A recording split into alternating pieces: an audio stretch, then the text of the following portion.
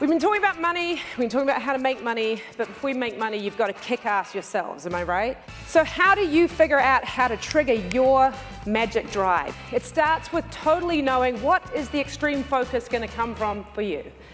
Here's my personal story. When I left university in New Zealand, back with the sheep, I desperately wanted to work for Virgin, and it meant I had to move from LA to New York. I show up on my first day of work, I walk up to the reception desk and I said, "Hi, I'm Sarah, I'm the new advertising executive. Amy, the CMO, hired me," and she says, "Oh, well, that's too bad. She left the company 2 days ago." So I had two options. I could have just sort of stayed in my desk in the corner and hoped that no one fired me and just, waited for things to sort themselves out. Or I could get out of line. And I basically wrote an entire marketing plan and organizational structure. It was like 30 pages long. Come into work on the Monday and I slip it under the president's door. And it could have gone badly, but actually he ended up calling me into his office and I got a promotion. Like I literally got promoted to lead the whole marketing team based off the back of my plan. And the interesting lesson that I want you guys to take away from this is when you put more of yourself on the line, you will push so much harder to succeed. I joined Virgin Megastores at the time when Napster had just been created. Do you guys remember Napster, free music? So when you're in a business that's selling round things with music on them and some kids are giving it away for free, not a good environment. And I was so full of myself because I had been like crushing it at the airline that I was that person who was the rabble-rouser. We've all had one, right? And what happened? I got my ass fired.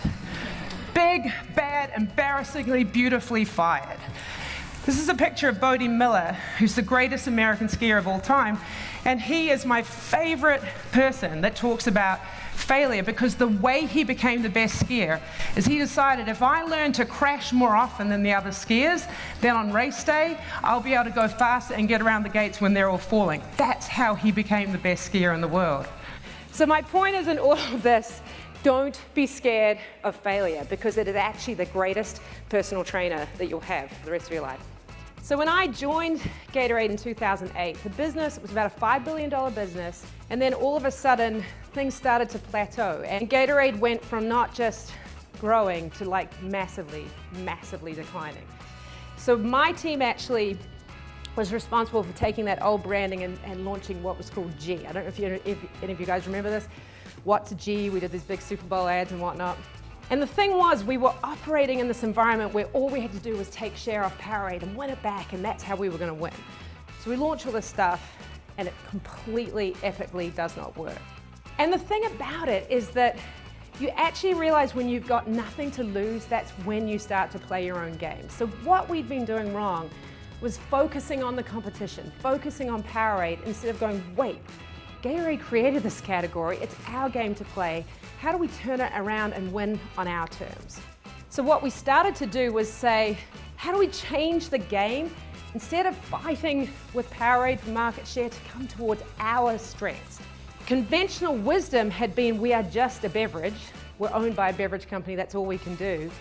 But when you change the game, you say, actually, we're a sports fuel company. And when I mean fuel, we put stuff in people's bodies to help them perform in athletic exercise.